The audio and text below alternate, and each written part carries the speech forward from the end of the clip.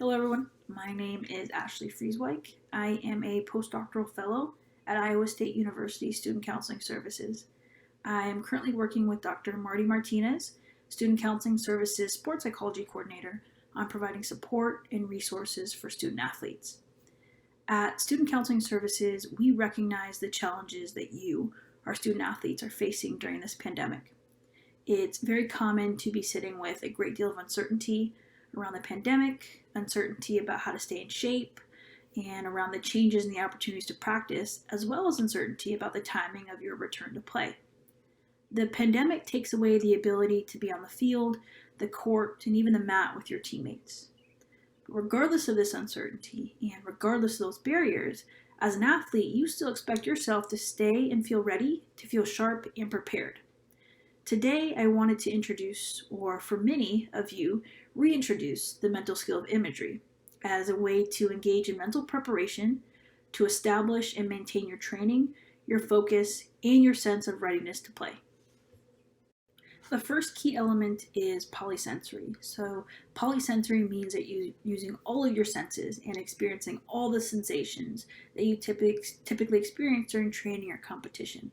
The other kind of aspect to that I want to add is vividness. So vividness means that when you're engaging in imagery, that image or that imagined experience is like crystal clear.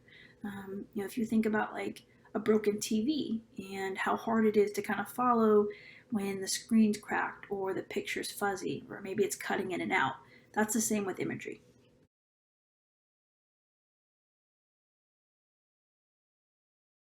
The second key element is control. So control is about the flow and process of your imagined experience. Control allows you to imagine what you want, make adjustments, and find ways to refine your imagery. Control within your imagined experience will improve both your preparation and your confidence.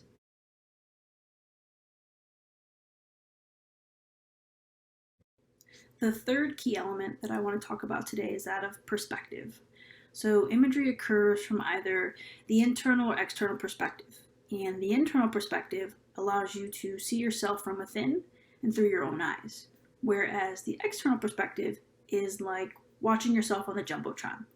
Every athlete has their own dominant perspective, and I encourage you, as you're kind of engaging in imagery, to find which perspective feels the most natural and comfortable for you.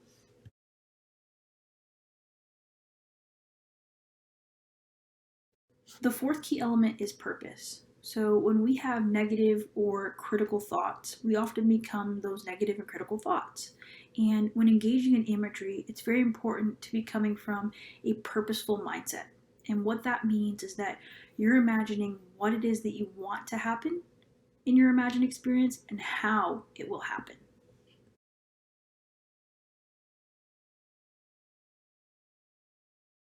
The last key element that we'll talk about today is speed. Your ability to adjust the speed of your imagery will help you in a number of ways. This is very similar to watching tape. There are moments when you want to break that tape down frame by frame, and slowing your imagery down allows you to focus in on key aspects like learning a new skill or improving technique. On the other hand, there's moments when you want to watch tape at full speed. It's important to use speed in a way that is purposeful and meaningful to you as an athlete. Over time, you'll develop more competency and confidence in this aspect.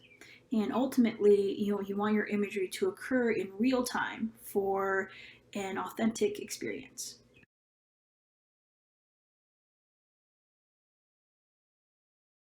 A great example of a professional athlete using imagery is when we focus in on Pele and his use of imagery. So Pele is arguably the greatest soccer player, if not one of the greatest soccer players from Brazil.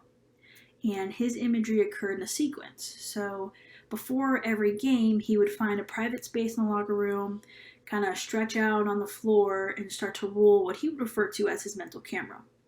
He would start by imagining his younger self, playing soccer on the beaches in Brazil, feeling the gentle breeze, the smell of salt in the air, kind of that polysensory aspect that we talked about. He would then kind of fast forward to imagining his greatest moments in the World Cup and reliving kind of that winning feeling. So kind of taking himself back to those key moments. He then kind of transitioned to beginning to prepare for his upcoming game. And this would look like kind of seeing his opponents, seeing himself dribble through defenders, and ultimately scoring goals. After engaging in mental preparation, he would stretch out a little bit and kind of take the field. And as he ran out onto the field, he knew after kind of rolling that mental camera that he was physically and mentally prepared for play. So when engaging in imagery, your ultimate goal is to make this experience as helpful as possible. These 5 key elements that we kind of talked about today can support you in achieving that. With any skill, practice really builds confidence. So I encourage you to find ways to engage in mental preparation and practice regularly. As always, Sports Psychology Services are here to help, whether it's for general wellness or sport-specific concerns. Please do not hesitate to reach out to us at 515-294-5056. Thanks.